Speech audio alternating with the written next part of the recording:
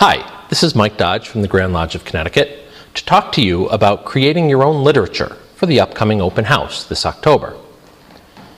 It's actually fairly easy to create your own literature. Creating your own literature allows you to spotlight your lodge's strengths. Freemasonry, your lodge, is a diverse and vibrant group of individuals.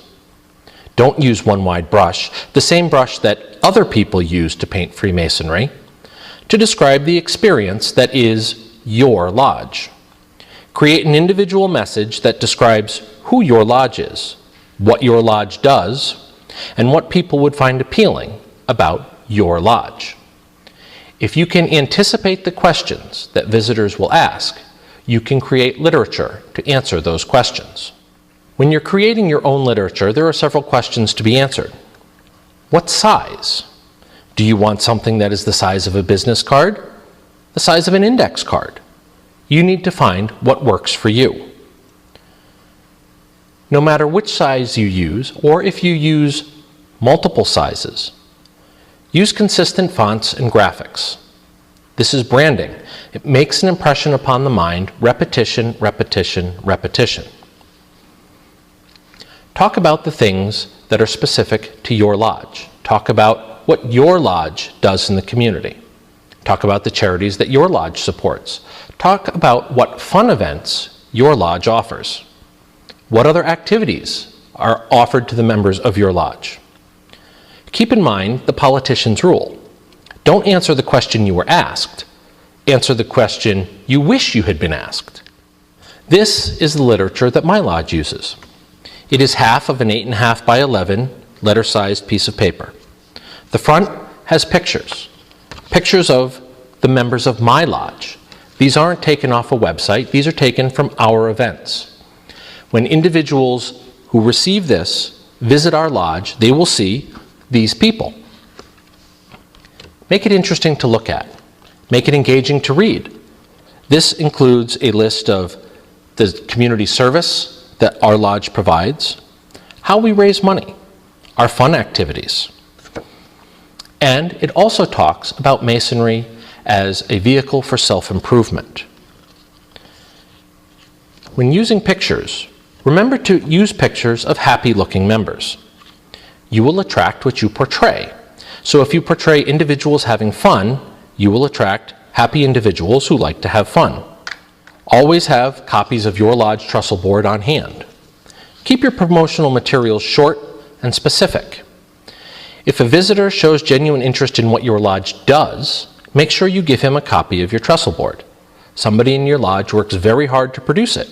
Show it off. Here in Connecticut, we have a wonderful newspaper. But much of what's in our newspaper is of little interest to non-Masons. The newspaper is for a very targeted audience. That being said, the newspaper does show that Masonry in Connecticut is alive and well. It demonstrates that our fraternity is an active group of men providing a variety of events around the state. There is nothing secret in the newspaper. Don't be afraid to hand copies to people who visit your open house. When you create your literature, think in your mind that no matter how many pieces of paper you give to a particular visitor, only one is going to survive the ride home to his house.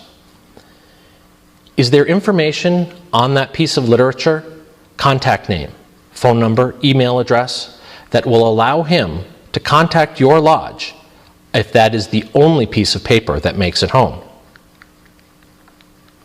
Only include your lodge website if you keep it up to date. Only include your lodge email if somebody checks it regularly. There's nothing worse than handing out your website address, people visiting it and finding something that hasn't been updated in 3 years. There's nothing worse than sending an email to an address that never gets returned. There are a lot of pre-made, prepared literature that is available for you. Let's go through this one, line by line. Yeah, no, I didn't want to either. There's a reason that TV commercials and radio commercials are only 30 seconds long, and for the average person, a 30-second commercial is about 29 seconds too long. Visitors are coming to your lodge to talk to people, not read boring pamphlets.